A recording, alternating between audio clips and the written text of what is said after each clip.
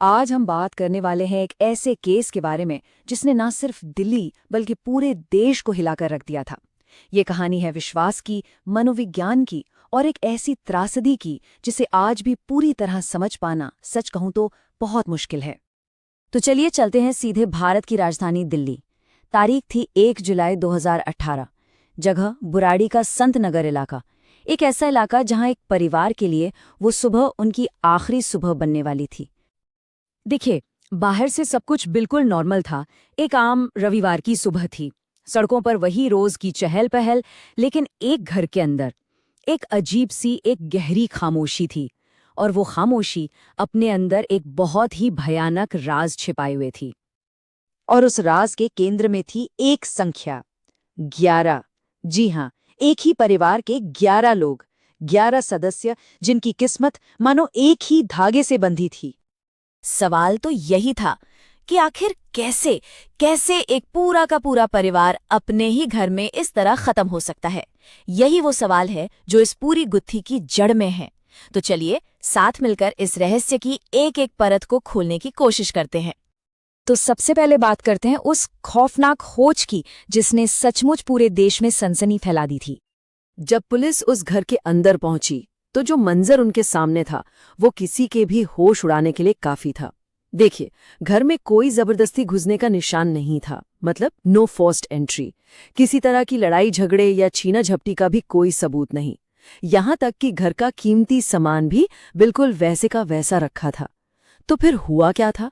10 लोग फंदे से लटके हुए थे और परिवार की जो सबसे बुजुर्ग सदस्य थी वो फर्श पर मृत पड़ी मिली।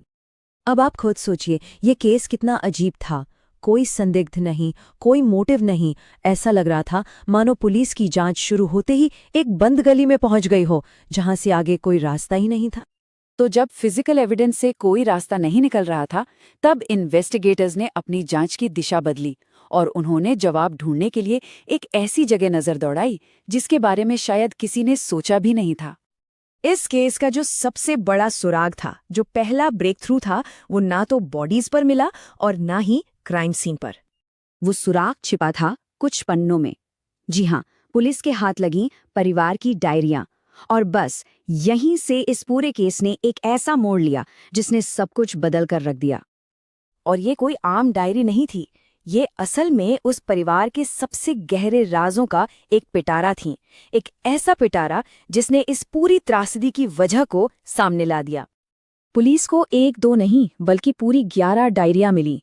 और ये डायरियां पिछले 11 सालों से मेंटेन की जा रही थीं। अब इससे एक बात तो साफ हो गई थी कि जो कुछ भी हुआ वो अचानक नहीं हुआ था। ये तो सालों से परिवार के अंदर चल रही एक ऐसी कहानी थी जो बाहर की दुनिया से पूरी तरह छिपी हुई थी। डायरी में एक लाइन लिखी थी जिसने जांच करने वालों को भी चौंका दिया। लिखा था, मैं उन्हें सुधारने आया हूं। और ऐसा माना गया कि ये लाइनें या ये निर्देश परिवार के दिवंगत पिता भोपाल सिंह की आत्मा दे रही थी। और उनका जरिया कौन था? उनका छोटा बेटा ललित। तो इन डायरियों में पिता के नाम पर निर्देश लिखे होते थे। मतलब छोटी छोटी बातों से लेकर, जैसे कि बिजनेस कैसे चलाना है, बच्चों को कैसे संभालना है। और फिर धीरे धीरे ये निर्देश अजीब और रहस्यमयी धार्मिक अनुष्ठानों की तरफ बढ़ने लगे। और इन्हीं सब के बीच जिक्र था एक खास अनुष्ठान का, वट तपस्या। एक ऐसा अनुष्ठान जो आखिर में इस पूरे परिवार के लिए जानलेवा साबित हुआ। अब सवाल ये उठता है कि एक पढ़ा लिखा, नॉर्मल सा दिखने वाला परिवार आखिर इन सब बातों पर इतना यकीन कैसे करने लगा? तो देखिए, इसका जवाब हमें मिलता है मनोविज्ञान यानी साइकोलॉजी में। साइकोलॉजी में एक टर्म है शेयर्ड साइकोटिक डिसऑर्डर। ये एक बहुत ही रेयर कंडीशन होती है। इसमें होता क्या है कि एक इंसान का जो भ्रम होता है या जो उसकी गलत धारणा होती है, वो इतनी मजबूत हो जाती है कि वो उसके आसपास के लोगों में भी फैल जाती है। और फिर वो सब लोग मिलकर उसी एक झूठी हकीकत को सच मानने लगते हैं। और बुराड़ी केस में ये थ्योरी बिल्कुल फिट बैठती है। यहाँ एक प्रभावशाली व्यक्ति था, ललित, जो दावा कर रहा था कि वो अपने पिता की आत्मा से बात करता है। परिवार जो था वो समाज से थोड़ा कटा हुआ भी रहता था, तो बाहर की दुनिया का उन पर ज्यादा असर नहीं था। तो हुआ ये कि धीरे धीरे बिना कोई सवाल किए सबने ललित के निर्देशों को मानना शुरू कर दिया, और वो सब एक ऐसी भविष्यवाणी पर यकीन करने लगे जिसका अंजाम बहुत ही भयानक होना था। तो चलिए अब उस आखिरी हिस्से पर आते हैं। ये समझते हैं कि इस साझा विश्वास ने उन्हें उस आखिरी रात किस मोड़ पर लाकर खड़ा कर दिया, और उस अनुष्ठान में आखिर वो कौन सी एक घातक भूल हो गई। इस केस की सबसे ज्यादा चौंकाने वाली और दुखद बात जानते हैं क्या है? वो ये है कि डायरी के मुताबिक परिवार का इरादा कभी आत्महत्या करने का था ही नहीं, वो इसे सिर्फ एक अनुष्ठान, एक पूजा मान रहे थे। उन्हें लगता था कि इस पूजा के बाद उन्हें भगवान के दर्शन होंगे और फिर सब कुछ पहले जैसा ठीक हो जाएगा। इस वक्त तपस्या के स्टेप्स डायरी में बिल्कुल साफ साफ लिखे थे। पहला, आंख और मुंह को ढकना। दूसरा, हाथ पीछे बांधना। और तीसरा, छत की जाली से ऐसे लटकना जैसे बरगद के पेड़ की जड़ें लटकती हैं। और उनका विश्वास देखिए, उन्हें पक्का यकीन था कि जैसे ही ये पूजा खत्म होगी, उनके पिता की आत्मा आएगी और उन सबको बचा लेगी।